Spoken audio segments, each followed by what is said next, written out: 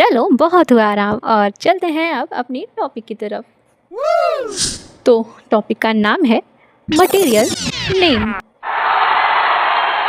वैसे ये टॉपिक नहीं है, असल में ये नाउन के पार्ट्स ही तो हैं। तो चलो बताओ नाउन का ये कौन सा पार्ट्स है दोस्तों?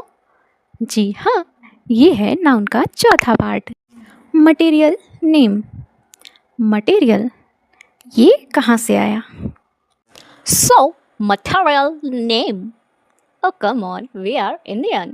So, हम थोड़ा डिस्कस करेंगे ज़रूर, मगर हिंदी में, नो, इंग्लिश में। जी हाँ, मटेरियल शब्द मैटर से बना है।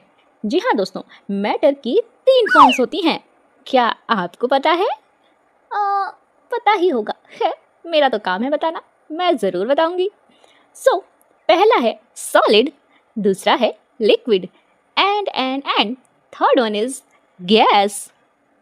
अब यदि कोई भी मटेरियल किसी भी फॉर्म में है और उसको जो हमने एक नाम दिया है वो है मटेरियल नेम।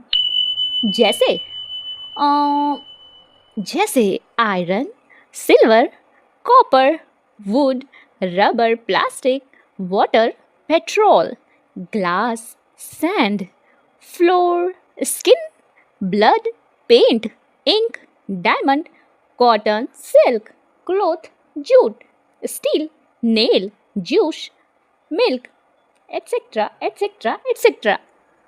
दोस्तों 10 तक तो हम सब ने केमिस्ट्री तो पढ़ी ही है और हम सब की लाइफ में थोड़ी बहुत केमिस्ट्री तो होती ही है कि नहीं?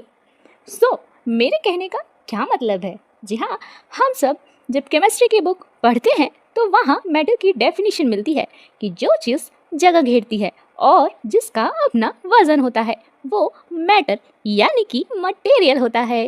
अब आपने देखा और महसूस दोनों ही किया होगा कि जो चीज़ धरती के ऊपर है वो धरती में से ही आई है। जी हाँ, अब धरती में से जो भी चीज़ निकली है या निकलती है वो वैसी की वैसी या आदमी ने उसके अंदर कुछ बदलाव करके उसमें कुछ मिलाकर या घटाकर जो बनाया है वो सारा मटेरियल ही है और उसका जो नाम है वो है मटेरियल नेम। तो मुझे आशा है कि मटेरियल नेम या मटेरियल नाउन क्या होता है आपके समझ में आ गया होगा।